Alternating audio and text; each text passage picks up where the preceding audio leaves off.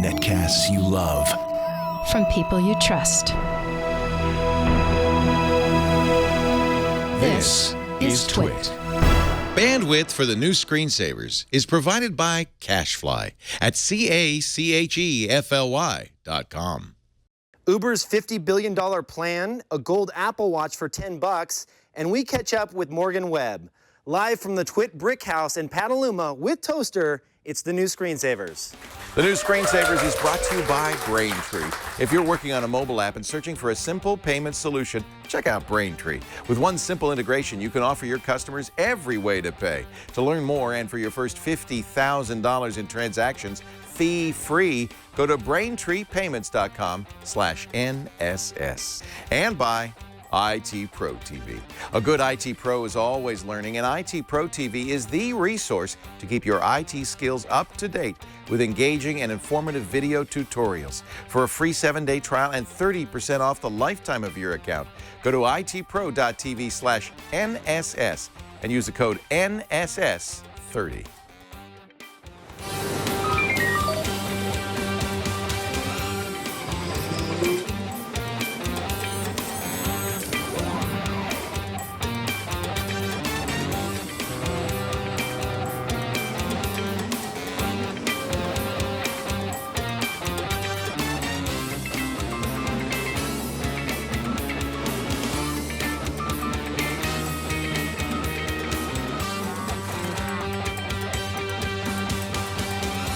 Yeah, welcome to the new Screensavers, episode 2, May 9th, 2015. Leo Laporte with my old buddy, Kevin Rose. Kevin Rose here. Leo, So good to see you, nice to sir. see you. How are you doing? I'm doing great. It's Look, good to be Toaster here. came right out. Toaster came out. I Heard my name. love, Toaster is the only dog with an Instagram filter named after it. That's true. In that the was whole a world. strange story. Unless there's a dog named Hefe, I think Toaster owns that. It was a How did that crazy- happen? So Kevin Systrom, who started Instagram, Yeah. he saw, Instagram was really small for a little while, and then it kind of blew up from there. But he saw some pictures of Toaster on there that were making a popular page because he Right. was a cute little puppy. And at the time, he was just a few months old. Yeah. So he said, if my sister can meet Toaster and can I bring her over to your house, I'll make a filter after him. I was like, that's a fair trade. Let's do that. So he came over, and that's how the Toaster filter was created. That's an awesome Yeah, story. it was awesome. That's fantastic. Kevin, as you know, a longtime friend, was the IT guy at Tech TV, became right. the dark tipper on the screens. I used to fix the computers underneath used to fix them. between segments. Hosted the Attack of the Show. Was an early Twit participant. We're on the first many episodes of Twit. Yeah. Dignation. Dignation. Hey, by the way, Yes. I saw a picture on the internet of you and Alex Albrecht If it's on sitting the at internet, a couch. it has to be true. Is there a reunion planned? There is actually. So we are getting ready to launch a little campaign. We're going to talk about it here in a few weeks. But yeah, there's Like a you're going reunion. to crowdfund it to do it? We're going to do a little bit of crowdfunding just so we can lock down a nice venue. We don't know how many people are going to show up, so Dude, we want you're to. gonna. You we'll filled see. Stubbs in Austin. You filled the barbecue in Austin. It's gonna be fun. You're gonna get thousands of people. You know that. It's going to be Comic-Con though. It's when we're going to do it. So Fun. right around there. So the venues are a little bit more expensive, but this Is way. that San Diego Comic-Con? Yeah, that's right. Okay. So this year. So people prepare to keep your calendar free. We're excited. That's it's going to really be great. fun. It's Just like, one though. You're not gonna bring it we back. might do a couple little taped ones for fun, just since we're all going to be in the great show. same neighborhood and we're Yeah. be in that mood. So Can you call it Dignation? I think so. Yeah, we'll be fine. not? Yeah, BetaWorks owns it. They're going to be happy with it. So. It's promoting Dig. Yeah. Absolutely. Yeah. That's great. Then you went to Google Ventures. Well, right. actually, in between, you had a company called Milk. That's right. And then Google bought that. Mm-hmm. So then I ended up over at Google Corporate, worked at Google Plus for a little while, which I quickly realized was not the place I wanted to call home. Yeah. So Google Ventures was nice enough to take me on. And so I spent close to 3 years at Google Ventures doing investments there. Invested in a bunch of companies, and then broke off, and now doing my own thing again. That's great. You're Yeah. doing apps again. Doing little apps. I have a little incubator called North.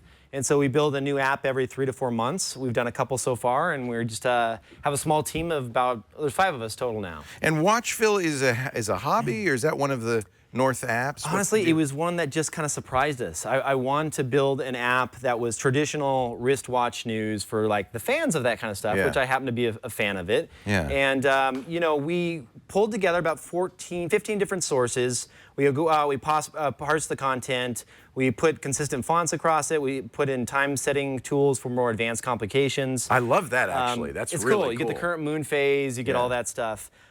So we launched that and actually just kind of blew up on us. So last month, we had over 1 million user sessions in the app. Doesn't that show you can't which is tell? nuts. You just never know, do you? Well, it just goes to show you that little niche audiences, and you know this well, given your experience here, like they can be massive. No kidding.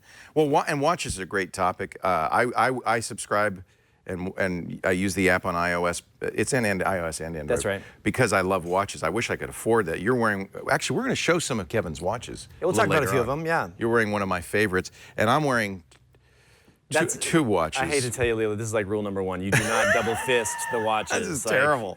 I have an Apple Watch and an Android Wear watch. We'll talk about that as well. We'll get into the watches a little bit later Don't on. wear that outside like that, though. I know, it's embarrassing. Just one. And actually, I have to ask you. Yes. I already asked Daria. I think I already know the answer. Is this watch really butt ugly? I mean, I don't know what, but some type, it's type of ugly. It's the LG Urbane. What is it? Is it brass? What's the case made out of? I mean, it's definitely not gold, right? No. It's supposed to be rose gold. Rose it gold? looks like crap. I don't know. I do like the fact that most Android Wear watches, they have the bottom little third cut off. Yeah, this not like the Moto. This is full bleed. Yeah. That is nice, but it's a little big for me personally. I mean, you rock it well because of your size. 52 mil. I don't mean size like big size. I mean, you're a bigger guy than me. Yeah. You're taller I noticed. than I am. No, I'm not. Yes, you are. You're taller than me. Get out of here. So, top news stories of the week. Actually, one of these I thought you might have something to say about. Uber. Yes. Uber is a ride service that's kind of taking over all over the world. Taxi commissions don't like it. Taxi drivers don't like it because they're losing business to Uber. But it has been a huge success. Also got a lot of heat because of the kind of the programmer mentality of the executives, which I think we even talked about this. It's hard because you're a startup. You're a feisty little startup. You're fighting off all the local governments. You have to be feisty if you're Uber because like taxi cab authorities and drivers and all that, they're pretty feisty. hardcore. Yeah. Like there's been taxi cabs that have tried to assault Uber drivers, broken out windows, all kinds of stuff. So, you know, Travis is a pretty aggressive CEO. Like no one's denying that, but you kind of have to have that mentality to go after such a hardcore, in some cases, like mafia-run industry. You know, it's pretty scary. And yet now There's you're a reason they're not in Vegas. a big company. Yeah, right. Right. You know. Now you're a big company, and you also very public. People see you. Right. So, you know, I think people kind of gotten over the sexist stuff that they did and the weird stuff. Some of that was they really did. bad. It was inappropriate. That's unexcusable. Yeah. I was talking more about the like.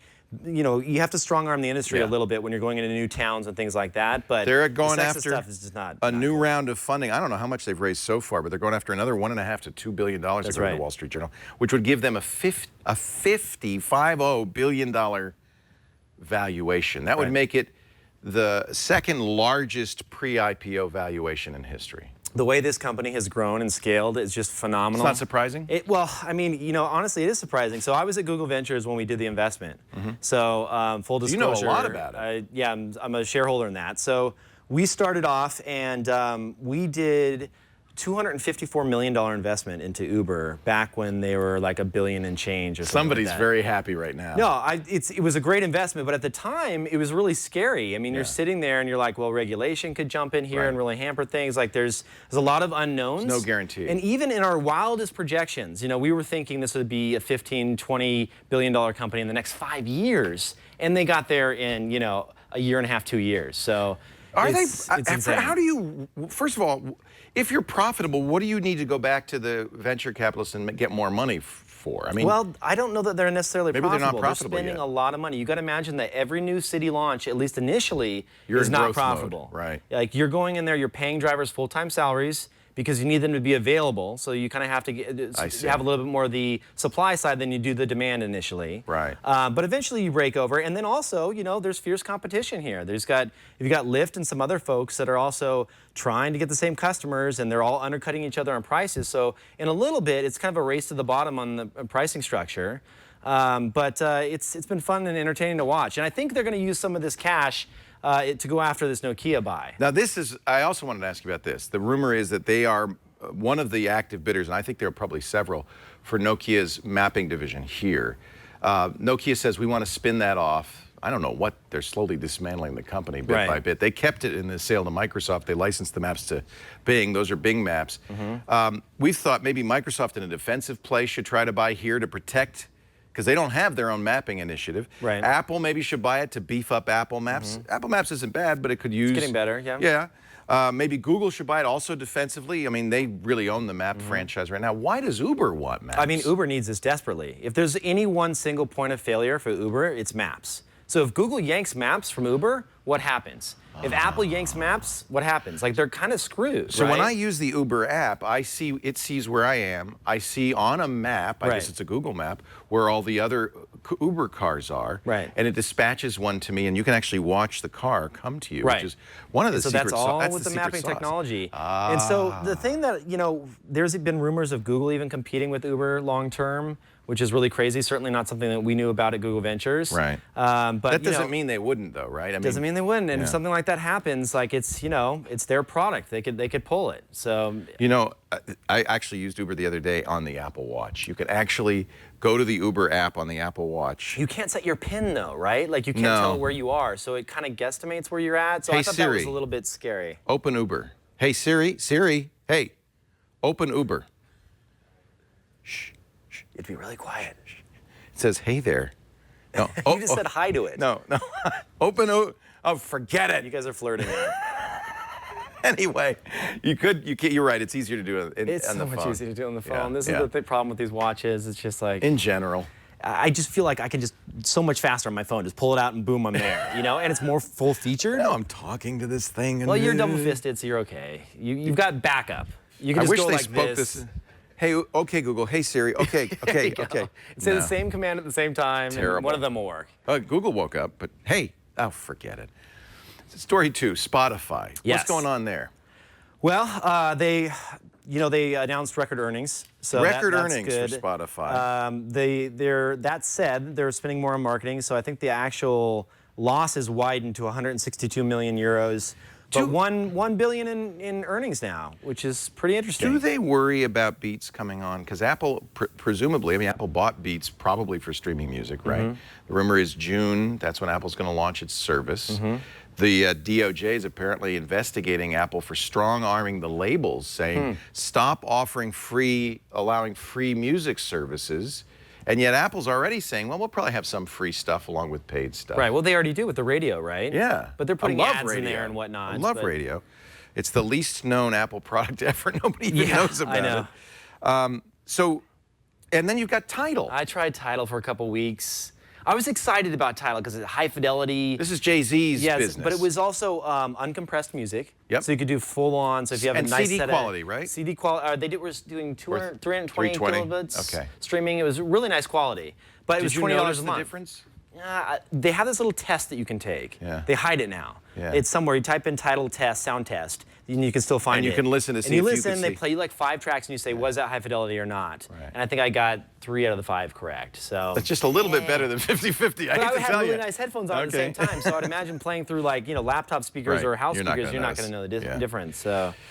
All right. Well, you know, I like the competition. I think Spotify's great. I use Google All Access. I use Spotify just because it has so many tracks. Yeah. And like doesn't everybody have the same? Yeah. It's all more or less within a million here or there, a few million. So it's like. I like the Google All Access. Amazon does this too because I can upload my collection. Right. So if like Beatles, I have a lot of Beatles stuff. That's key. And I can listen to it on All Access because I own it. Right. Even though the Beatles haven't licensed it for streaming yet. Right. And you can connect that to Sonos and then stream it through your Sonos. And I do. Which is awesome. I love that. Yeah. All right, another story, and then we'll get going here. And I wanted to ask you about this last week, Build conference 2 weeks ago. And I know you're an app developer, so I was really curious. Microsoft announced that they're going to make it possible for app developers to easily take an iOS or Android app and put it on Windows Phone. It will take some recompiling. They're going to modify Visual Studio so it can handle that. Obviously, if you're an Android developer, you're very reliant on Google's services. Microsoft's going to have to duplicate some of those because those are proprietary. Right. If you're on iOS, similarly, Microsoft's going to give you some of the iOS toolkit, the libraries. So if you had animation, for instance, Microsoft will make that possible. But as an app developer, is that enough? You know, I'm gonna have to wait and see how long it takes to port something. If it's something where it's like a day or two Not process, one button. It might be a couple of days. if it's a couple of days, then it's interesting. Because if I can reach that audience and, you know, if that turns into something meaningful where you're getting tens of thousands of downloads, then, you know, what it is it's a hook, right? Because once you get hooked and you think, oh, wow, there is an audience here, then I might take that platform seriously and actually develop a full-featured app for it. Right. So that's the problem. It's a good strategy. We'll see if it works. Peter Bright, writing in Ars Technica, pointed this out, that OS2 did this. Remember, you could run Win16 you can run apps. Windows apps on OS2. And BlackBerry's done it too with Android apps. They have the Amazon store. And he said the real problem is the risk that developers will say, oh, that's good enough. I don't need to make a native Windows Phone app. I'm just going to take my other app and kind of slap it on the platform. In which case, it might feel really janky. It could backfire. Yeah, if it doesn't work well and it's a little sluggish or certain things are broken, that might be bad. You might never get that app. Yeah. All right, I think we've covered all the things that we wanted to talk about. I believe we have. A couple of plugs.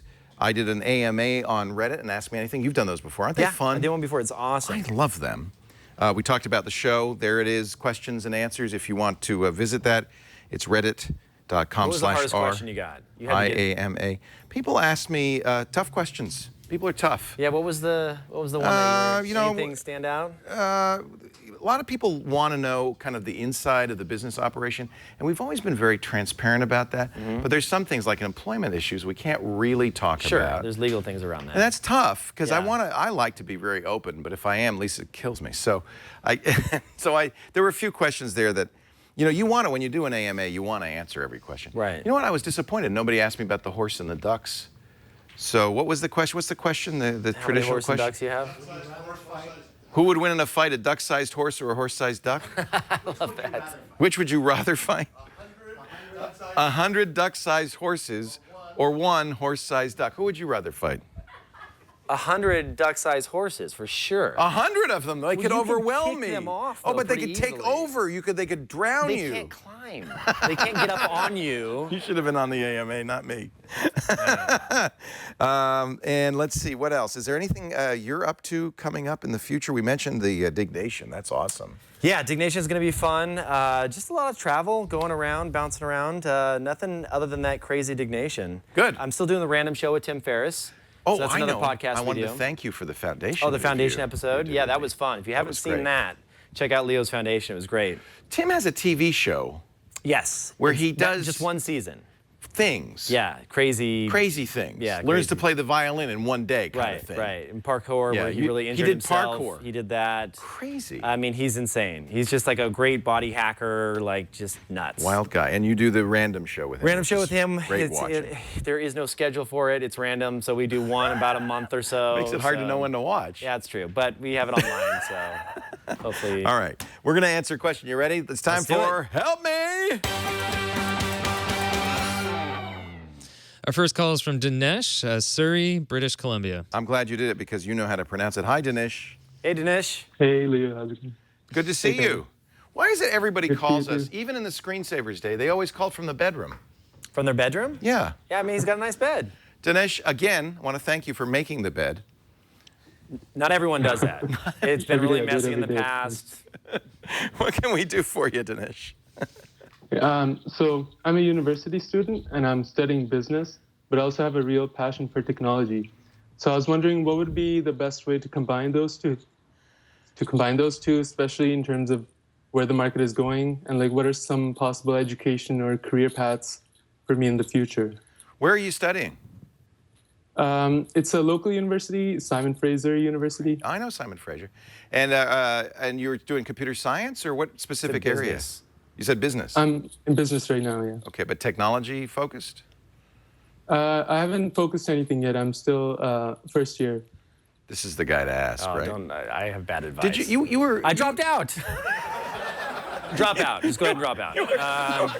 We both dropped out. We both dropped out. So you're called really the wrong show. In fact, Dinesh, do you have any advice for us? Yeah. Because we're struggling here. I got to tell you.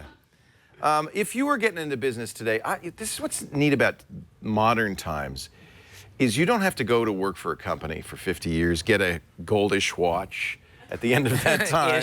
Goldish.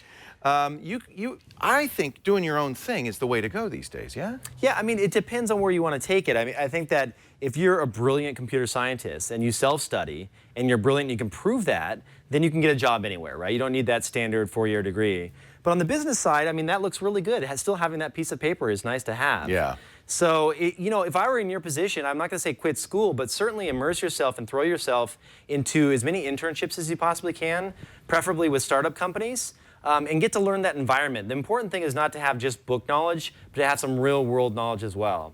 Intern, anything you can do to get that experience. Yeah. Even if it's coming out to the Bay Area, apply for your favorite startups. Don't go for the Google internship or the Facebook. Do something really scrappy where you can see what it's like to be down in the ditches with other entrepreneurs.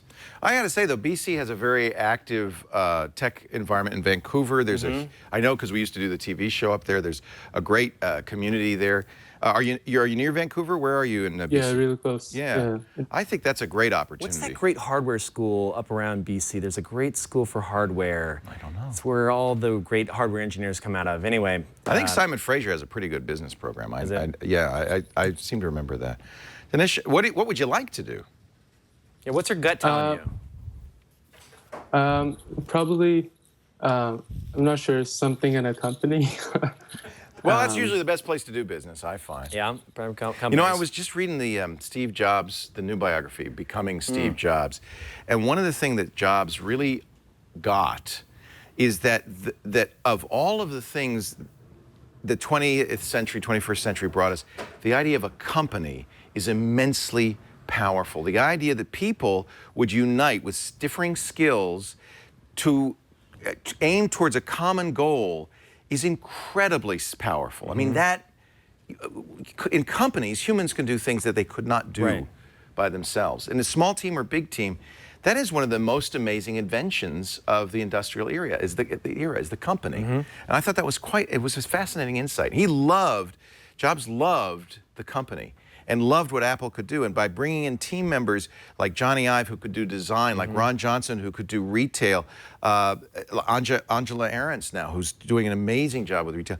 These team members synergize in a way that's remarkable. You see, he was great at hiring. He knew how to find the right people. You know, he had a great gut for that. So that's another good piece of advice. Find a great team that's in alignment with your goals, that shares your goals, and join that team and make that team a success. Yeah, and I would say it sounds like you don't really know what you want to do, so go out there and just have fun. Try a bunch of different things at the same time, and, you know, just have fun with it. Dinesh, happy studies, good luck, and I'm so glad you could join us on the next Screen Savers. Don't take it too seriously. You're too young. Just go out and have fun with it all.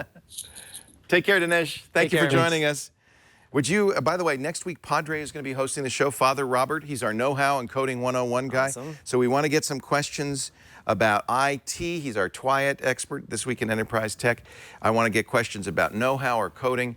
Father Robert next week. If you'd like to be on the show, here's how. Need tech help? The new Screensavers are here with answers. Email your tech questions to newscreensavers@twit.tv. Hi, I am Megan Morrone. You might recognize me from such shows as Tech News Tonight, i5 for the iPhone, or iPad Today. Let's face it, Mother's Day is tomorrow, so if you haven't ordered your mom something, you're kinda out of luck. But if you're watching this right now, you're probably a geek, so why not give your mom what she always asks of you anyway? Tech advice. One caveat, not all moms are tech illiterate. I am a mom. I am not tech illiterate. You might be a mom and you're probably not tech illiterate, but I have a mom who could use this help and you might too. Number one, call her with your face. If you both have iPhones or iPads, show your mom how to use FaceTime if she doesn't already know, and then use it. She'll appreciate you saying hi, and it will make the rest of this tech support even easier. If you're not both on iOS, but you're both on Facebook, you can now make video calls right through Facebook Messenger. Number two, if you live close enough to pay your mom a visit on Mother's Day, then fix her computer face-to-face. No matter what operating system your mom is running, make sure she has her software updated, then turn on automatic updating so she doesn't have to worry about it ever again. Go ahead and update the software on her phone and her tablet too. If you don't live near mom, then you can walk her through installing updates through a remote desktop client like Screens for Mac. If you're both running Windows, you can connect to her computer using the remote desktop connection that's been there since Windows 7. Number 3, help her clear out her email. It might take a while to convince her, but like many of us, it could be time for your mom to declare email bankruptcy and start over. It's your job as her offspring to let her know that this is good for her. Once you've convinced your mom to do this, open a Gmail account for her if she doesn't already have one. Have all her email forwarded there if she wants to keep her other address. And then download Gmail's Inbox or another better email program that makes it easier to manage messages. That's it. Back to you, Leo and Kevin. Good advice for Mother's Day. Kevin was saying I should do that for Mom this Mother's Day. Get on remote access, go to my PC or something, go assist. She said a couple of things. If your mom's on Windows, your mom's not on Windows. No, she's Mac. All right. I would not let her do that. No, please. But if she were, I like turning on Windows updates. That's usually on by default. And you know what? A great thing. I did this with my mom with Windows 2000. I made her run as a limited user, not an administrator. That's smart. And so she couldn't do anything. She couldn't install software. Can she still install like toolbars or anything like that in the browsers? No, all of that stuff. That's the thing that parents. She couldn't do anything. You see their PC and there's like 5 toolbars. You're like, do they stack like that? I didn't even know that. Like there's multiple toolbars. Where's the window? Where do I actually? Yeah, exactly. Where do I see the browse? Yeah. Hey, our show today brought to you by Braintree. If you're working on a mobile app, you gotta have, and you want to have mobile payments, you gotta check out BraintreePayments.com/NSS for new screen savers. It is incredible. Uber uses it. Yeah. But Lyft also uses it, which I think is telling. You know about this. We almost made an investment in them. We really wanted to do the deal. Blew it. And then they got acquired. So, but yeah, we love the team. Oh, that's right. PayPal owns them. That's right. Yeah. So here's the deal with it. Just like a couple of lines of code, you're going to add Apple Pay is in there. You could take payment from Bitcoin, from PayPal, of course, Venmo, of course, credit cards. It basically allows your app to do anything your customer wants in terms of payments. They've got excellent customer service. The integration is very simple. They speak all of the 7 different languages like Node.js and international currency support is a huge one. That's huge. It's right? huge. Not everyone does that. It's hard to do. They scale. I mean, they started with GitHub. When GitHub first started taking payments, they go from your first dollar to your billionth dollar. V.0, you got to check it out. They've got a sandbox. And we have a deal for you. You're going to like this. Your first $50,000 in transactions are fee-free. So this is great for a startup, just getting going in payments. You're going to get $50,000 in transactions fee-free. BraintreePayments.com/NSS. Don't make the mistake Kevin Rose did. Invest in these guys. Yes. Because I missed that one. You missed that one. Yeah. You don't go into Google at all anymore? I'm still an advisor to Google Ventures, okay. so And you still have a portfolio, right? They don't strip that away from you. No, I still have all my companies, and so I do coffees with them and all. And you that. stay in touch with them? Yeah, absolutely. What are you hot about? What's one that you're just so excited? Can you say that? Startup-wise right now? Yeah, is there something you're excited? excited? Well, the last deal that we did before I left was Slack, and I really, really was excited to do that deal. Stuart has done so well with that. Amazing pivot for him. It's like crazy. Stuart Butterfield created Flickr. Actually, talk about pivot. It was originally an online game. That's right. That turned into the photo sharing app, which Yahoo something bought. Completely different. Talk about a pivot. Yeah. All right, you brought some watches. Yes. First of all, you coaxed me into this, by the way. I didn't come here to like plug watches on the show. No, but you're a watch expert now. How did you get into watches? Well, I'll tell you about that right now, actually. So, in a little bit of a sad tone, this is my favorite watch. Is it your dad's? This is my dad's watch, and he passed away. Here, put it right here so we can see it. Is that better? Yeah. Oh, right here. Here we go. There we are. There.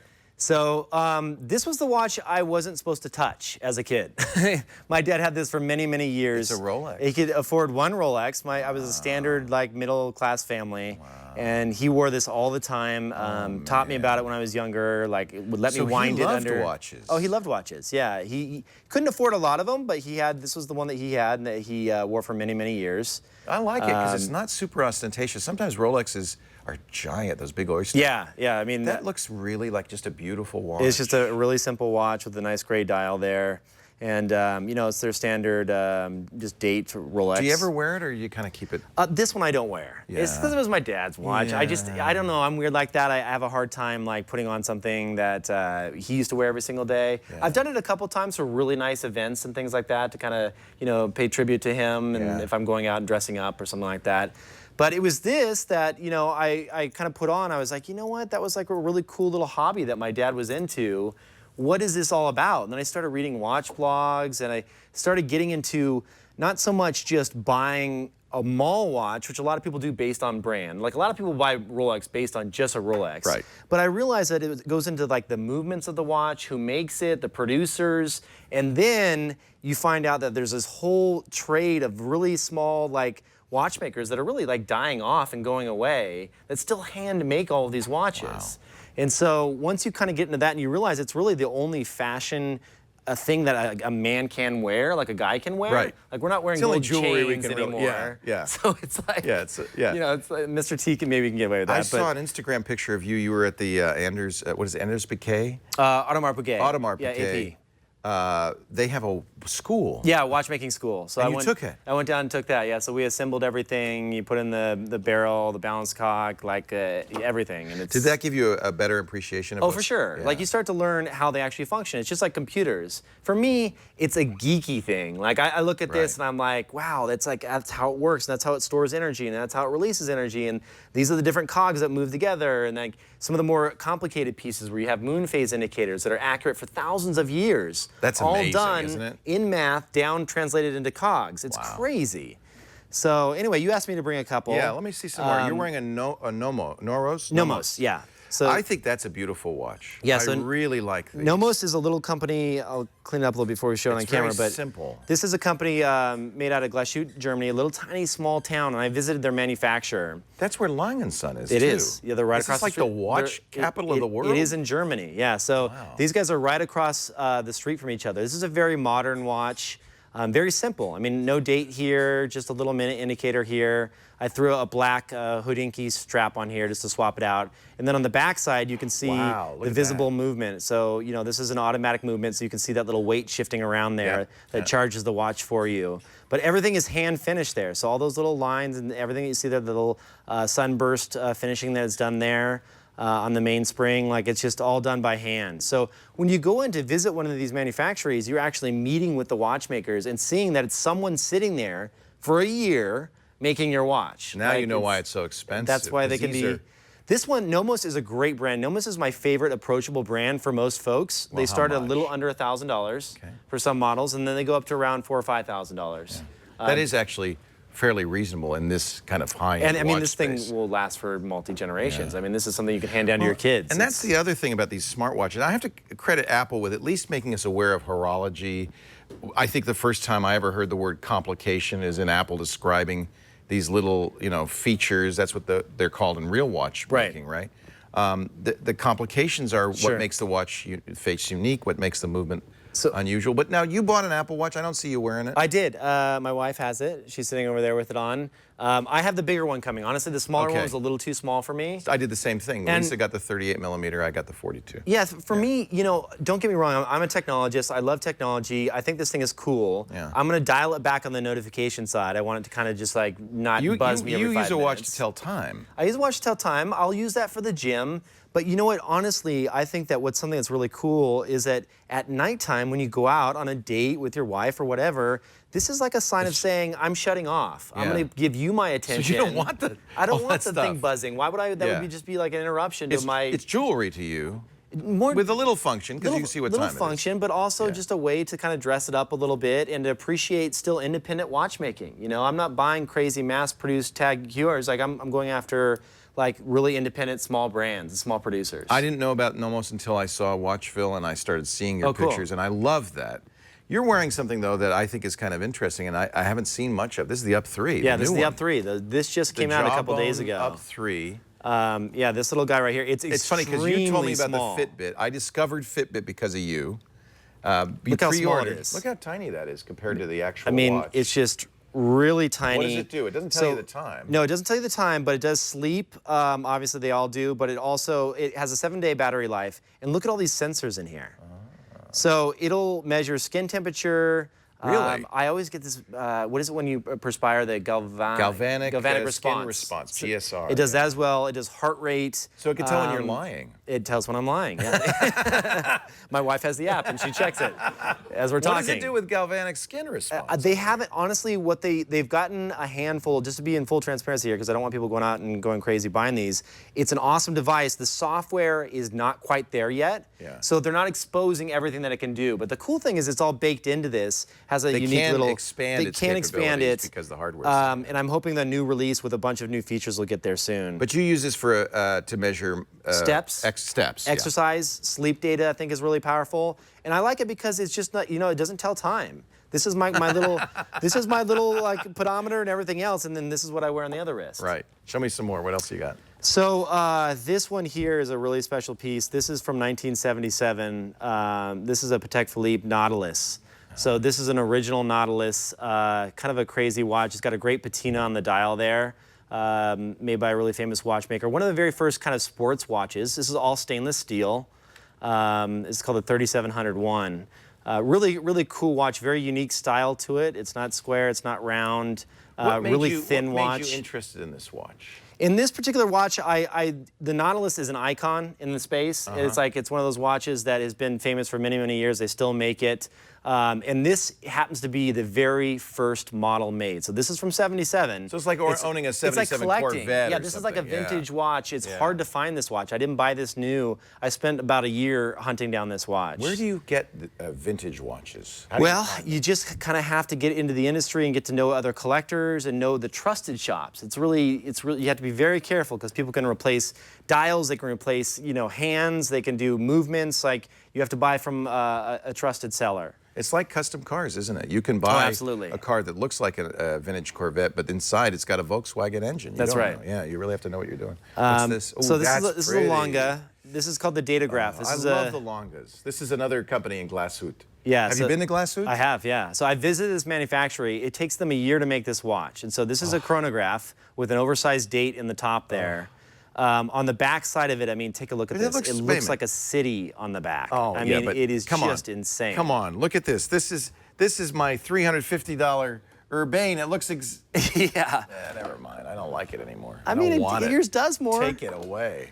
But this is fun because you get to go in. I met the person that actually hand engraved all these little pieces inside here, so you get to meet the engravers when you go down there. And this is something that, honestly, it's a collectible. It's never going to go down in value. It's a great timepiece. This was a really shock to the industry. This was announced in 1999.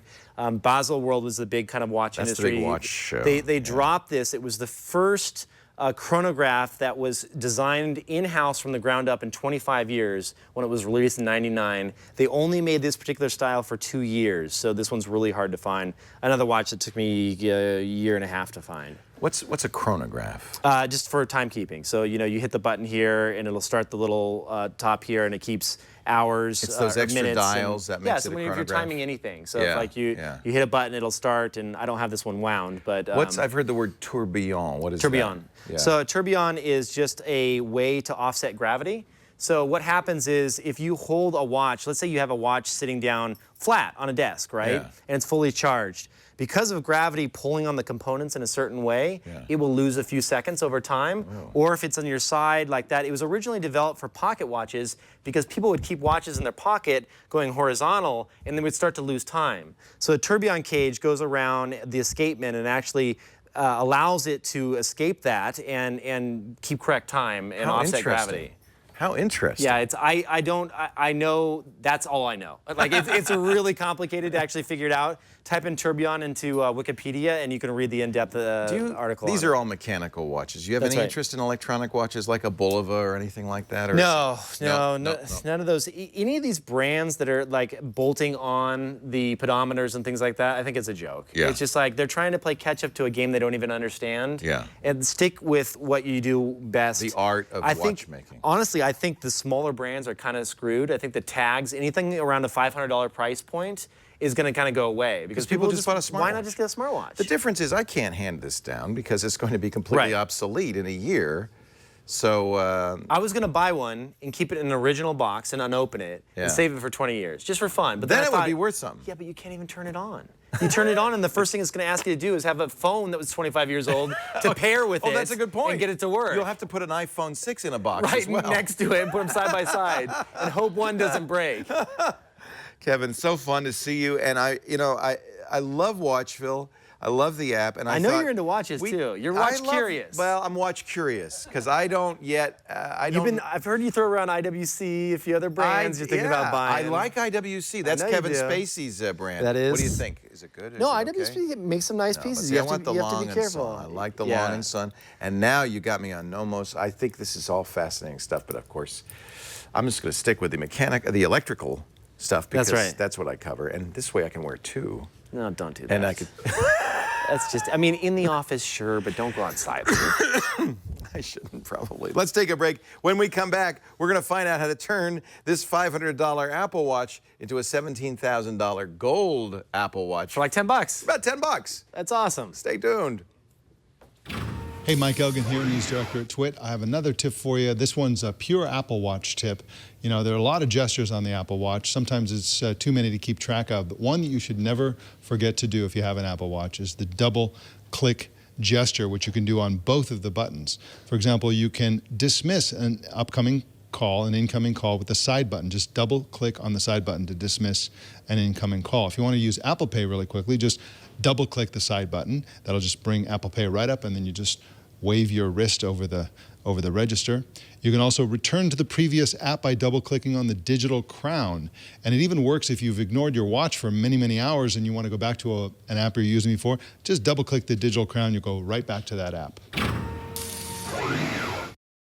All right. I don't know. We're going to have as long as we need. Okay. Take your time. Okay. Welcome back. Charlie and Gary are here. They're from Orbit One, and it's Orbit, the number one.co. And you've got a Kickstarter campaign for the Orbit One electroplater. This is the one and only, right? You got? Yes. This is it? Yeah. So who designed this?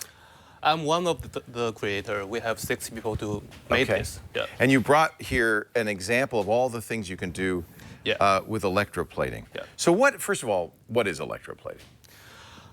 Basically, I think many people have ever done in high school. Yeah? Yeah. It's an electrolyte inside the tank. Okay, that's an electrolytic fluid. In fact, I saw you pouring it in before the show. Okay. Yeah. And you put a voltage drive between the cathode at the center and the anode on the side. So you've got a cathode in the center and an anode in the side. And you're passing voltage. Yes. Does it go from the cathode to the anode? Is that? Anode to the cathode. Anode to cathode. Yeah. And so that voltage, is it in the electrolyte? Then what does that do? Actually, at the cathode. Oh, look, you're dipping dogs in there. Oh, no. Yeah. Okay. Yeah. There they go. Okay. When it gets immersed in the metal solution. So the electrolyte has metal in it? Has metal in it, yeah. I see. And so the electricity that's passing through attaches the metal to the dogs? To the dogs, yeah. All right. Now, in this case, these were plastic dogs? It's plastic inside with conductive paint. And you paint them? Yeah, we paint them. Yeah. What's in the paint? It's copper powder. Okay. Yeah. So you're putting a copper powder, and that helps the electrolyte stick to it. Is that the idea? Yeah. Yeah. Yeah. So that's the beginning. This is the beginning. Oh, this is the beginning. Okay, Yeah. this is before we put the copper on. Oh, this is 3D printed. Yes. So you could do so you took a 3D printed dog, okay, painted it with this copper paint, and then you dipped it in. How long does it take to anodize it? Usually in 2 hours. 2 you can hours. finish one piece. And then Well, now you have a brass puppy. yeah. What metal was this? Was it brass? Copper? Copper. Copper. That is great. How thick can the coating be? In average, we coat 0.1 to 0.2 millimeter. Okay. That's quite enough. But what's amazing is you can, you can do anything, not just 3D printed. This is a piece of wood. Yeah. Yeah. You can apply on almost anything. That's any great. surface. Are you ready here for another one? Stone. That's a rock. Did you have to paint that with the copper, or does it work fine as is? Yeah, it's work fine as it is. Yeah. Good. That's amazing. Look at that. So you could take like, I don't know, my Apple, I'm sorry, I keep knocking everything over. My Apple Watch, gold plate it. Can you gold plate stainless steel? Yes, we can. Yes, we can. How much is the gold going to cost? Actually, less than $10. Actually, we have secret. We apply copper first, then we coat very thin gold on that. Yeah. So $10. Yeah. That's amazing. So Charlie, this is a Kickstarter project. Yes. Have you started to raise money on the Orbit One? Yes. We are now on Kickstarter right now, and we are halfway to go. So we already, look at that. You got 104,000. Yeah, 104,000. When you get to 200,000, what happens? And when we get to 200,000, we will get to manufacture this one because this is only the prototype right now. Right. And we will try to bring this product to everyone. So as easy as just dipping your strawberry into the chocolate pot, so you can actually just play it at home. You could plate a strawberry? No. I mean, we try to make it really easy. Like that people non-tech as me, we can do it at home. I think this is kind of fun. How much is it, if I get on Kickstarter, if I want to contribute, how much do I have to contribute? What level do I have to contribute to get one of these? For this machine right now, it's $19.99. $2,000 basically. $2,000 bucks. And how expensive is the electrolytic solution? Because that's got the gold or the copper or the... Yeah, we make it easier. For plating each piece, you can calculate by less than $1 per gram. Okay. So for the Batman, for this one, it only cost... Let me hold this up for you. Less than $2. Look at that. $2. Yeah, $2. So so folks, if you've got a 3D printer, you get this. And now I notice you've got copper and silver. So how, do you do it at two different electroplatings? Is that how you do that? You just mix by the marker ink, then you wash it away. You coat the first layer. So you mask this, then put it through, and then you wash off the mask and put it through, and mask this, I guess, right? Because you don't want the copper to get plated, and then put it through. That is really cool. What fun that is. You know, this is what's really interesting is this whole idea of desktop production, and with a 3D printer, and now this. Now, how thick can this get? I mean, you have what is that, a paper straw or plastic straw? No, this is plastic straw. Yeah. And you could use this as tubing. I mean, that is solid. So how thick is the copper on here? About 1 millimeter. 1 millimeter. Yeah. It feels pretty, I'm not going to break it or anything. You won't. I won't? I can't? Really? Wow. That's really cool. All right, well, this is, you know, we had a show we played with called I'd Fund That, which we love the idea of bringing Kickstarter campaigns on and talking to them.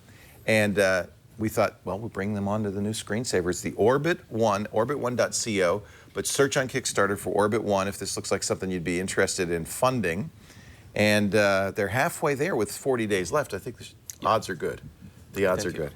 Charlie, Gary, thank you so much for joining us. Check it out, orbit1.co. You want my watch now, or you want to do it? They're laughing. What's in there right now? Anything? Yes, we have put it in. Before the show, we just put the two dogs inside, so we can put it out. You put two dogs in? Oh, that was the dogs we saw going in. I can lift it up. Oh, you use the iPhone to control it? Yeah. Oh, look, he's controlling it with the iPhone. That's neat. Here come the dogs. Let's see what they look like, ladies and gentlemen. Are they still alive? Are they as cute as Toaster? Kevin brought his, what'd you plate him with? Copper. Copper. It's beautiful. You could do gold, though, right? We can do gold. We can do palladium. We have many. Palladium. Is that what this is? Palladium? Yeah, it's biocompatible, so you don't have to worry about the nickel. Allergy. Yeah, nickel allergies. Yeah. Yeah, so for a ring. Yeah. Look at that. Ladies and gentlemen, I give you Ozzy and Toaster. Toaster's coming over saying, what do you mean? What do you mean? Can I eat it? No, I know I said Toaster, but I didn't mean you.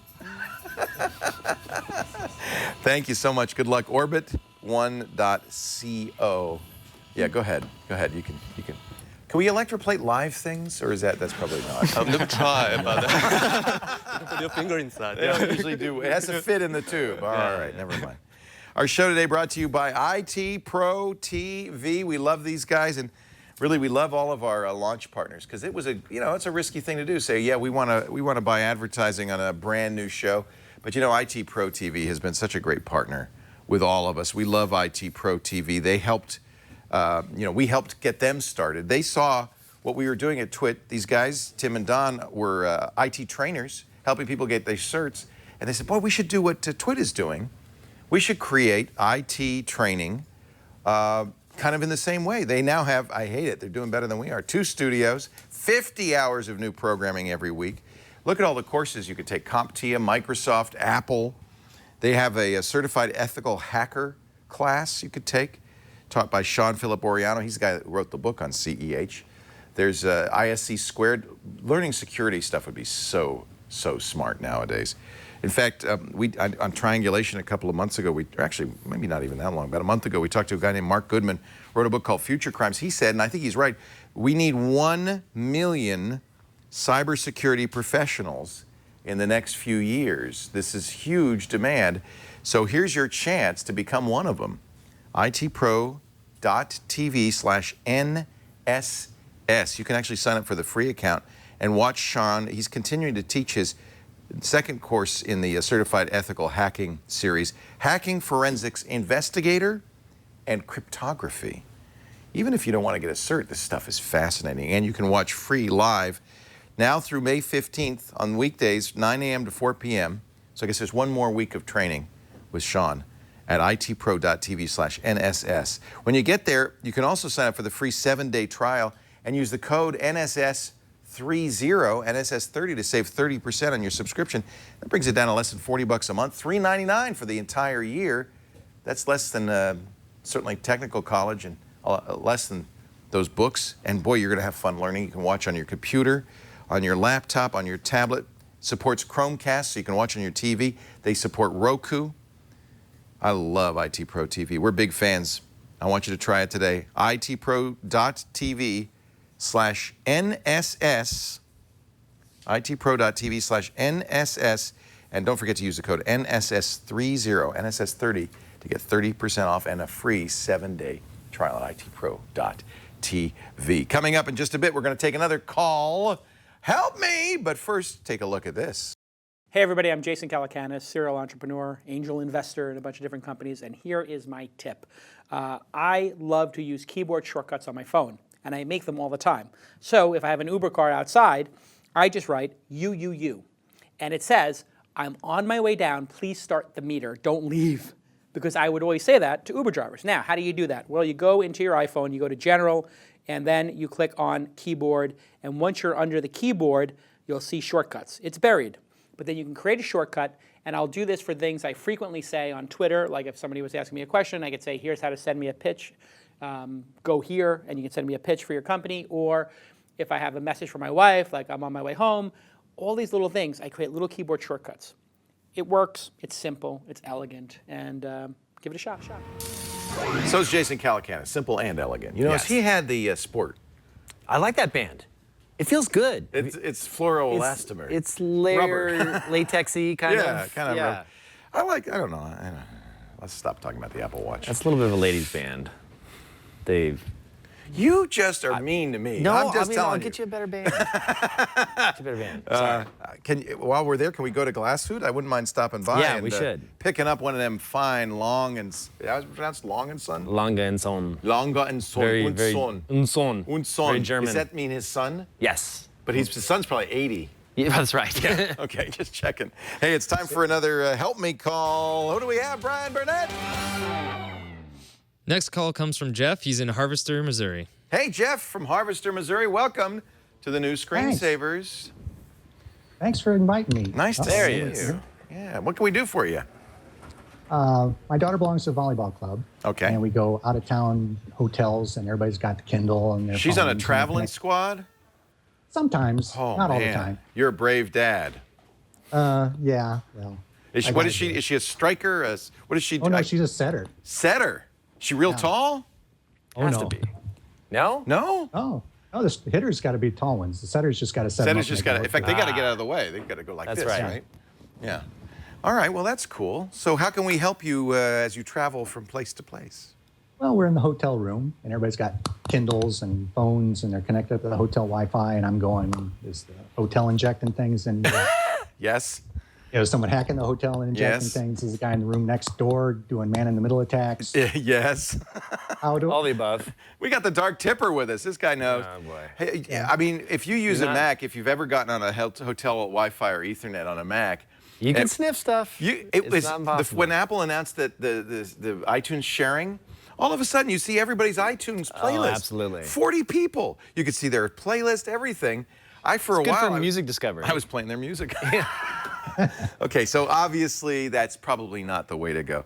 There are a couple of choices. I brought something in, and I don't think you'd ever seen this, Kevin. This is kind of cool. No. D-Link makes this. This is the AC750. This isn't going to solve your problem, Jeff, but I wanted to show people. It might. It's a portable router. So the idea for this, and by the way, it's also a battery, so you can use it wireless. In fact, you could charge your phones with it because it's got two USB ports. But the main point of this is it's got an Ethernet port, and then this becomes a Wi-Fi access point. Right. So that would have an advantage if your hotel has Ethernet. Which most do, in the drawer there somewhere if you find it. First of all, it's probably going to be faster than their Wi-Fi. Right.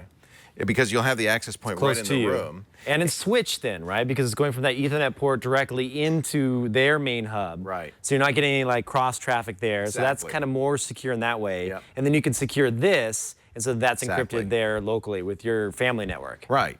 So I carry this when I travel. Yeah, this isn't very expensive. It's under $100. The other thing would, of course, be to use a VPN. You were talking about this Go Karma thing. Have you tried this yet? Yeah, I've used Karma. You should check out yourkarma.com. The reason why I have one of these is they're $159. There's other similar little 4G hotspots. I'm sure you've seen these before. They're these little things you can buy from, you pick the provider, whether it's AT&T or Verizon or Sprint. So it's LTE. That's right. This is LTE, so you get 4G. I travel, but I don't travel that much. I'm starting to travel a little bit more. But regardless, I hate having that $30 a month bill. Right. Do you know that bill? Whether you're going to use it or not. Whether you're going to use it or not. You always get charged 30, 35, sometimes 40 a month. And this thing is just, you don't pay any flat rate per month. So there's no monthly fee. You just pay for data as you use it. Oh, I like that. So I like that plan. Also, if you don't care and you do travel a lot, there are a lot of plans and these little hotspots from, I think I like Verizon for domestic U.S. coverage the best here. Don't you find Verizon is probably the best 4G? Verizon's gotten bad here in Petaluma. You know what? You're right. AT&T's now gotten better. It's so weird. They jump back and forth. I don't know if they're getting saturated, if maybe they took down a tower here or something. You know who's the best here, though? T-Mobile. 20 to 30 megabits down, 15 megabits up. You know why? Because nobody uses it. Right. It's probably the best pricing, too. It's cheap. Yeah. But anyway. You used to have one of these things that would bond like the 4 different signals together. What was that device? I can't remember the name of it. That's for the hardcore. That's like if you have like 4 different ones that you want to all bond. That well. It didn't? You were using it for your live streaming at South by Southwest. Yeah. Well, remember, Colleen made a plexiglass thing. Huh? Grasshopper, exactly. And she had it over her shoulder, and it had all these modems. Eventually, we started losing the Live View, which does the same idea. Right. You buy 3G cards, the little USB cards, and you put them in the box, and you can have I think up to 8 different connections that it will bond together. This is for protection online. I've used this. In fact, I have it. I couldn't find it, so it shows you haven't used it very much. The proxies? The tiny hardware firewall. This is a product that was created by Hotspot VPN. And when I bought it, it was $99. That included a year of VPN service. And then, of course, you can renew it each year. Same basic idea. In fact, this actually had the opposite. So this was a Wi-Fi access point that then had an Ethernet port coming out of it, which would connect to your computer. So you'd kind of glue this to the lid of your computer. And then it would get the hotel's Wi-Fi, route it through a VPN. Oh, crazy. That sounds super slow. Well, and you're going hotel Wi-Fi, then routed through a secure VPN? That's the problem with VPNs in general, is because you're going through multiple servers, it can really slow things down. But this is secure, right? Because it's encrypted traffic. The VPN is going to protect you, 256-bit AES. But yeah, I kind of agree with you that the problem with it is speed. This is for if you're going to go to bed and get your email and you really want it to be secure no matter where you are, this is a good solution. It's tinyhardwarefirewall.com. Hotspot VPN provides the VPN service. Yeah, for me, it's like room roulette. You never know which room's going to give you the best Wi-Fi. This is the best choice. This is the best choice by far because you just plug it in and then boom, full like 5 bars when you're sitting in your room. This is great. I'm going to pick one of these up. It sounds awesome. Yeah, I think it's great. Did you just say I was going to have No, this? I almost gave it to you. Damn it. Oh, I'm not supposed to say I'll tell you, I'll words. trade it for one of them nice watches. It's the, it's the D-Link AC 750. Here you go. Sweet. It's Thank yours. you. Keep it. Nice. Thank you. I'd send you one too, Jeff, but I just gave mine to Kevin. Awesome. Yes. Thank you, Jeff. It's great to see you. Thanks for being on the new Screensavers. Thanks, Jeff. From Harvester, Bye. Missouri. And good luck to your daughter and her volleyball. That's awesome. When are you going to have kids? I don't know. It's a good question. Daria? Dead Tomorrow? silence. She said tomorrow. Tomorrow. So You're working hard. All right. just practicing now. I don't know. We got Toaster. I got to tell you, don't ever go on a traveling team, you know, like soccer. They go all over the place. You spend the night in crappy motels. It's just the worst. You've been doing that? No, I wouldn't let my kids do that. I made them stay home and play video games. There you go. All right. We're going to take a break. Time for pot. Do you remember on that old show we used to do way back when? I can't even remember the name of it. That one show. That one thing we used to do that I think it was Patrick took a Pringles can and made a Wi-Fi antenna out of it. Yeah, absolutely. Father Robert has updated the old Pringles can-tanna. Take a look. When you're building a cantenna, there are a few parts that you're going to need. The first piece is this, a female N-type connector. It's what's going to allow you to put the antenna rod inside the can. The second piece is this, some heavy gauge copper wire. This actually should do just fine. You're also going to need a pigtail to connect the N-type connector to an adapter and an adapter that supports an external antenna. The last piece is the can. Now, ideally, you want something that's 3.5 inches wide and as close to 5 inches long as possible. Unfortunately, those dimensions are really hard to find in the real world, so I've gone with this clear broth soup can. What I like about it is that it's plenty long, and because it's clear broth, it's easier to clean. Once you've emptied and washed the can, measure the diameter of the container, then plug that number into the cantenna calculator linked in our show notes. The calculator gives us 2 important pieces of information: how far from the back of the cantenna we need to drill our antenna port, and how long our cantenna should be. Anything over 4 inches wide is really too big, but it makes it easier for us to show you the steps. Mark off the antenna port location on the can. You should also mark off the approximate size of the N-type flange. You want the flange to fit easily through the hole, but you also want the hole small enough to be able to support the connector. Drill a pilot hole at the mark that you previously measured, starting with a pilot bit and gradually moving up to a larger bit. You want to make the hole large enough to just barely fit the mounting flange of the N-type connector. Once the hole is large enough, file off the burrs and the sharp edges. Clamp the N-type connector, then solder approximately 2 inches of copper conductor into the receptacle. You may need to sand the edges of the conductor to guarantee a clean solder joint. Measure off 1.21 inches on the copper conductor, then snip the conductor to the proper length. You can now choose to hot glue the N-type connector into the cantenna or use 4 self-tapering screws to secure the connector. Give the can a rough sanding if you plan to paint it.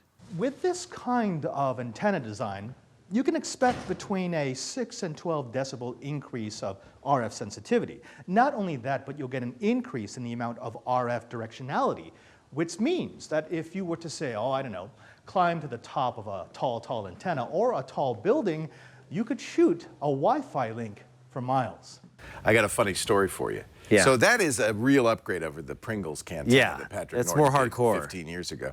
But the guy, Father Robert, who did that, he was in the studio audience that day 10, 15 years ago. There he is. There's Robert. He was in the studio audience that day. So I love the connection. That's amazing. With the old days and the new. And by the way, that's a giant soup can, right? It's hard to get the other cans, but it's like Swanson's chicken broth. Diet chicken broth. That's a sponsorship opportunity. I mean, hey, you get some great broth and then a wonderful antenna. That's right, and they make great broth. Are you ready for a blast from the past? Yes, absolutely. Let's bring her on, ladies and gentlemen. It's time for Morgan Webb. Oh my God! My old roommate. Your roommate? Yeah, we used to be roommates. You used to live. Oh, and she brought her dog. Look at that. What's You know, I'm at my house. What's his name? Ashby. Ashby. Her name? Ashby doesn't have her own Instagram filter, but, you know. I think we should make one Still for good. Ashby. Yeah, yeah. Super cute. Morgan, it's so great to see you. Morgan Webb was a researcher on the old show many moons ago. And then we started having you do tips, right? Yeah. I used to work with, I can see my head's cut off. I worked with Kat Schwartz on a project before Tech TV, and the company ended. It was a startup. And she called me up and she's like, there's a job open. You have to apply for it. I already put in a good word. And so I applied for the job and I got it. Yeah. Oh, that's for so neat. researcher. That's so cool. You didn't work Yeah, with her at the it's- Swiffer Corporation, did you? No, it was like a tech startup that sort of did a lot of different things for a lot of different audiences depending on the day. Yeah. A lot of pivoting. That's always a All bad in real sign. time. Yeah. Yeah. Exactly. The Swiffer comment is because remember Kat always claimed she invented the Swiffer? I didn't know that. Did you know that, Morgan? I did. She said she was in a focus group, right? And she said, wouldn't it be great if there were this mop-like thing, this duster, but it pivoted, and then she's like, and a year later, Swiffer came out. She could have made billions. Billions! So Morgan, of course, was immediately a superstar and started doing tip segments. Market. Pardon me?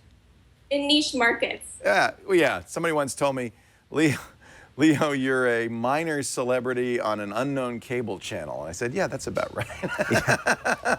It was a very niche market, but people loved you. Then, of course, you and Adam started doing X-Play, and that took off. Yeah. And in fact, when G4 acquired Tech TV, that was one of the few shows that really continued on through almost the end of Yeah, we all left. And how long did you stay on for, Morgan, after we were all gone? Like years, right? At least a couple years.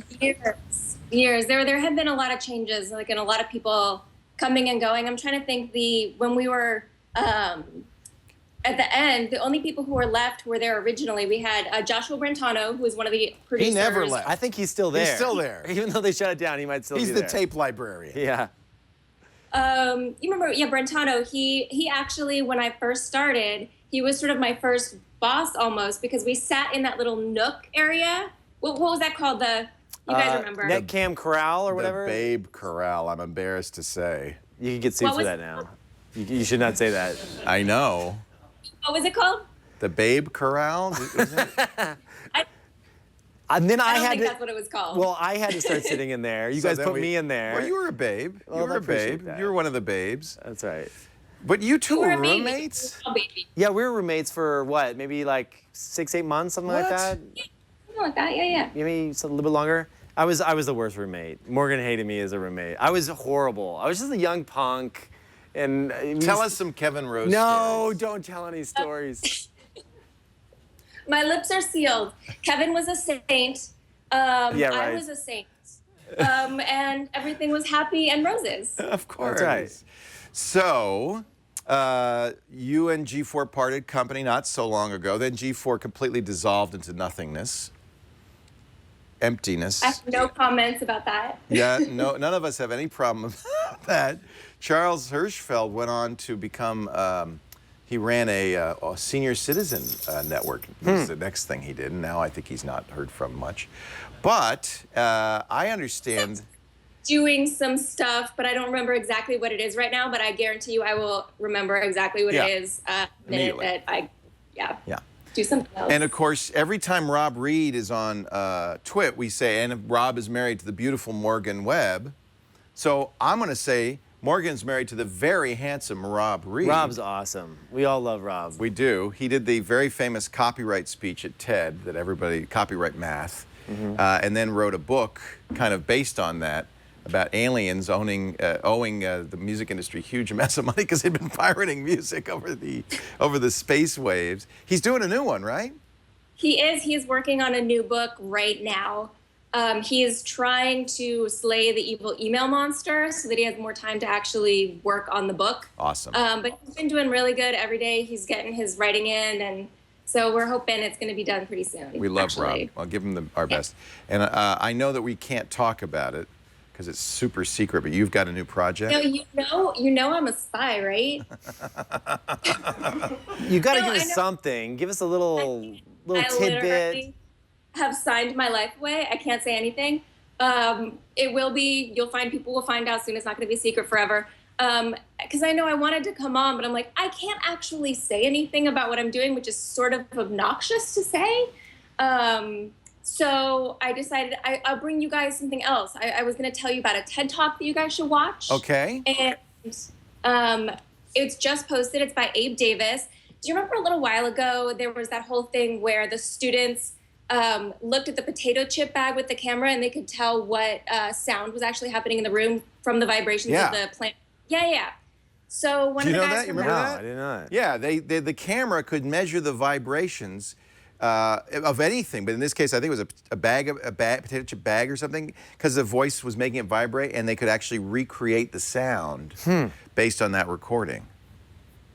Yeah, so the talk talks a little bit about that because he did work on that project, but he also worked on this project where he can look at vibrations in objects, tiny vibrations that are just even like a pixel different, and actually predict how the object is going to move much larger. So maybe something that you could do with this, and the videos are great, which is why the way that I'm going to explain it is not going to be as good. You'll watch the video and you'll be like, oh, I totally get it. That's awesome. So a director could actually shoot a scene, and with no actual special equipment, special cameras, you can actually, he could make the trees in the background have a ton of wind when maybe it wasn't windy that day. But And also recreate maybe it based on the movement of the trees? by these tiny little itty bitty like pixel differences in the way the trees actually move. Wow. Watch the video. It's gonna blow your mind. I mean, the videos are Nice. amazing. That's awesome. Yes. Well, Morgan, you look great still. You don't look like you've aged a day. Neither does Kevin. That makes me feel very old. I have so many more gray hairs now. Oh, please. Seriously, my first gray hair was at Tech TV. I kid you not. How could you guys are both better looking than you were on Tech TV. See, that's a woman's secret. I've dyed my hair so long, I could be completely gray. I would literally know it. No. Well, roughly how soon are we going to find out about this new thing? I can't tell you. Stop it. Will you come on the show to announce it at least? I mean, Yeah, come back and announce it. When you announce it next week, make sure it's on the show. Oh, poor Morgan. She's suffering. You guys are driving me crazy. I'm trying to drink my calming green tea right now. That's good. Morgan Webb, great to see you again. Thanks for being our blast from the past. Great to see you. I'm Good to so see you, glad Morgan. things are going well, right? I didn't know Absolutely. you guys were roommates.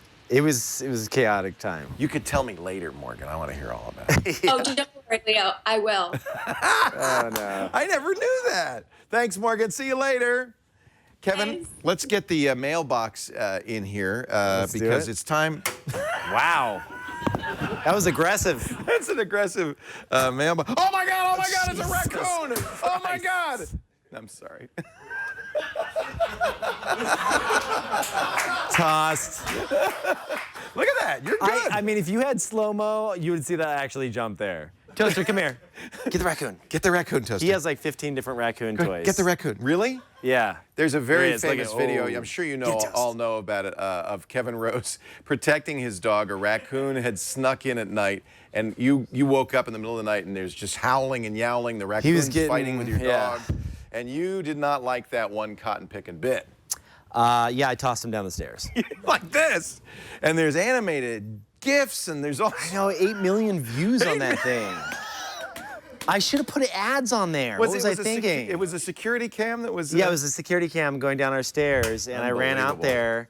And I just didn't know what to do. It's like your I would've done the baby same is getting thing, hurt, yeah. and like, you know. And you know what? There's no question the raccoon was fine. He got up and dusted himself off and walked away, waddled away. So he was fine. You know, I didn't tell anyone this, but I bought a taser afterwards. Like, I will tase his ass if he comes back. That's safer for me. And I mean, they're pests. They have rabies and stuff. No, I agree. I'm not an animal abuser, chat room. I know what you're about to do to me. I'd put that word out to the raccoon community so they understand. That I'm not an animal abuser? No, that you have a taser and you're not afraid I'm to trying use to let it. everyone know. That's just hopefully it gets out to them. Email. All right. And by Yes. the way, if you want to send us email, we would love to see it. Electronic email. New screensavers at twit.tv. Well, you know You're what? cutting edge here, Leo. sorry. We used to do it like this all the time. This is great. And, you know, if you could see, it's really big print. That's because I'm an old man now, and I need big print. In your first episode, Leo, you said repeaters are your friend, which I found surprising. I've read through a lot of forums that say repeaters, we're talking about extending your Wi-Fi. Sure. Slow down your overall Wi-Fi network. Love to see more in-depth coverage of this. Access points, same SSID versus different names. Anything else you all think would be relevant for someone trying to maximize Wi-Fi coverage? That was Steve in Singapore. And Todd also said, I'm in need of a repeater on anything repeaters that are reliable that you would recommend. So, you know, I did not experience slowdown, but I suppose in theory it's possible. I right? did. I've had a few repeaters around my house, and it's been horrible. One of the now, so this is what we do, and we're still doing it. We have an Airport Extreme, and to get to the extreme reaches of the house, I have the new Airport Extreme. I have an old Airport Extreme in my office, and in the gym we have the Airport Express. Now, so are those it's all hardwired? Apple. No. Okay, they're The not. Airport Extreme that's the base. Right. And then the other two are essentially repeaters. Right. And it's the only, I mean, the reason you do it is because you can't get Wi-Fi otherwise, right? You just got to find a way to get Wi-Fi. I guess you could use telephone or electrical networking, you know, you can do that, the power line network. I don't even know if those actually exist anymore. Power do they? line actually works all right, and so maybe that would be a better choice if you are worried, but I don't think that it degrades it. We're still getting much faster than the computer needs, 50 megabits down. We have a 100 megabit connection from, at the house, and I'm still getting 50 megabits down on all my, that's fast enough. Are you one story? Yes. Because I have a condo in 2 stories, and see, going through walls floor, and going up, it's really difficult. I found it was better to just get rid of that access point altogether and What do just you get do? one of the new ones, like the really nice higher end ones, like a Ruckus. Yes. So Ruckus kind of waveforming craziness. You have beamforming in yours? Beamforming in the Ruckus. Oh. They're pricey, but it works really well. Patrick and I talked about this last week. This is 802.11 AC, and most of the AC routers don't have beamforming because in order to do that, you have to have independent antennas that can shape the signal. Have you heard of Ruckus before? No, I've heard the name. Do you like them? They're more enterprise, so it's more of a commercial installation, and you can find them for sale. Really I found one on Amazon. You know, yes. They're about $500 for an access point. Okay, that which is like a lot. 4x the cost. But if you're going to go buy 3 or 4 extenders for your house, you're in that same price range. Why not just get That's a one good that point. works? Because in fact, I've spent that much, haven't I? Because I've got. Yeah, exactly. The other thing, my strong advice is this: the technology that's being used is called a WDS, Wireless Distribution System. It's kind of a poorly written spec. So it's really important if you're going to use extenders that they be the same brand. They're much more likely to work well together. But I like this Ruckus idea. One really powerful router that fries everything in between. Right. Yeah. That's gives you cancer, like you get everything. The beamforming's a great idea because you probably only have a couple of things on it. So it just kind of aims the beam, just like that cantenna, at the device that's using it. Yeah. I like that. It's worked fine, so All right. I'm pretty happy with it now. We'll look at the Ruckus. Hey, John, can you get me my Mac laptop? Because this question from Chris in St. Joseph, Michigan is about it, and I wanted to show Kevin this anyway. I think it's in the, is it over there? Okay. What is the multicolored keyboard cover on Leo's machine that we saw last week on the episode of the new Screensavers? You're going to like this, Kevin. If you're a comic book fan anyway, you're going to like that. Look at that. This makes it so hard to type. Yeah. It's a terrible idea. Don't do it. That is amazing. But each letter is a comic book character. So P is Punisher, for instance. See the skull there? That is awesome. G is Green Lantern. B, of course, is Batman. And it's not just one universe. I mean, it's not just Marvel or DC. It's like there's indie comics on here. The keyboard is Excelsior. The tab key is POW. That's really cool. Isn't that great? And these came from, oh boy, now I'm going to have to dig back in the memory. Show notes. Show notes. No, it's, I'll find it because I'll tell you what. While you answer this last question, because this one's for you, I will find the name of the decal company. That's Jeff in New Hampshire has a question for you. A question for Kevin Rose. Kevin, oh boy.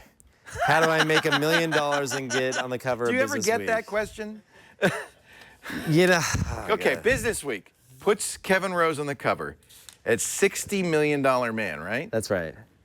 That was all paper net worth. That was not. It how was much not. money- You were not yeah, worth. no. You were paper. It was just, you know. Was that because of Dig? It was because of Dig. Yeah, that's right. So that was back in 2006. You're never going to live that down. It's like being the cover of Sports Illustrated. It's a jinx. Yeah, it was. Who can complain though about being on the cover of Business Week? I can never really complain about that. The picture was surprising as it was a joke photo that I took at the time. But, you know, honestly, I tell all entrepreneurs the same thing, in that if you're chasing the money, you're going after the wrong thing. I think the best... Nobody believes that. Well, listen, the best founders are really passionate about something. Right. They go after it, and they end up making a lot of money. Maybe. Maybe. But the ones that do, it's because of the overall passion for that thing that they went after. Because you have to have that. Yeah. Because when times are bad, and there will be horrible down moments as a founder, it's a roller coaster of ups and downs. Really? I certainly had that for, I mean, you know how it is. Think about everything that you've gone downs. through. We've just been up. No, really. I keep winning. I mean, you know, Calacanis said, if you're not a real entrepreneur, if you don't have a few days where you don't know how you're going to make payroll. Well, Is that true? I don't. There certainly was funding concerns that I went through for a Were long there time. moments when you thought, are we going to get the next we may round not of make it? funding? We Yeah. may not make it. Yeah. We All had right. that at Revision 3. We pulled that off, luckily.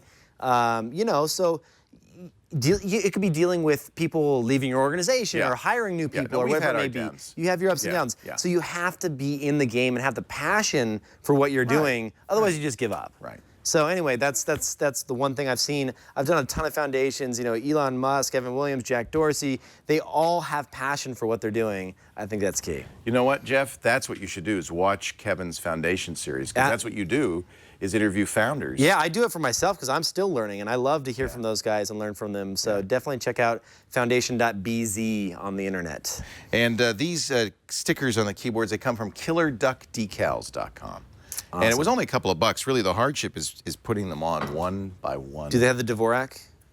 The Dvorak keyboard? Well, you'd have to. You could make this a Dvorak. Do you do Dvorak or do you No. do? You don't? You use QWERTY? You don't use QWERTY? No, I'm just kidding. it's like the hipster thing to do now. You Yeah, know it that, is. right? Like you got to be Is the it? cool Dvorak. People are doing People are Dvorak? talking about it. It's like the new thing. I You remember- can change it in settings. If people tell people if they don't know what that means. A lot of people. So the original keyboard that you're using right now, and everybody's been using for more than 100 years, QWERTY, goes back to the old days of typewriters. I think it's apocryphal, but the story was that the keyboard was designed to slow typists down, because you wouldn't remember this, but in the days of mechanical typewriters, I the did keys- typewriters. Did you? In high school. Did you? Yeah, I did typing So remember class. the keys sometimes would get jammed? Yeah, absolutely. So the idea was, oh, they're typing too fast, so let's make the worst possible keyboard, and they'll slow them down. I don't know if that's true, but the Dvorak keyboard was designed to be more efficient than the QWERTY keyboard. Type faster, less errors, apparently. Problem is, you got to learn a new way of. You got to start from scratch.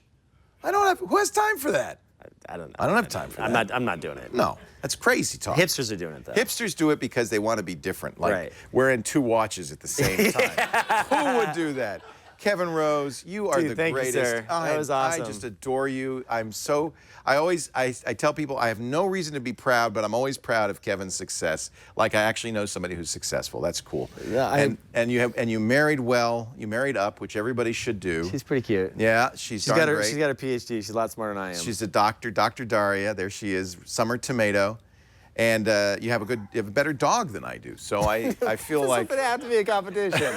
I mean, Toaster is, yes, he's a better dog. he is a better but- dog. Admit it. He's a better dog. Thank you, Kevin. It's great to have you. Oh, look at the fights. There's a fight. Thank God there's a pane of glass separating them. Ozzy does not like Toaster. That reminds me of the movie I just saw, Ex Machina. Did you see that movie? No. Yeah. One side's artificial intelligence, one side's human. You figure out which is which. Thank you, everybody, for joining.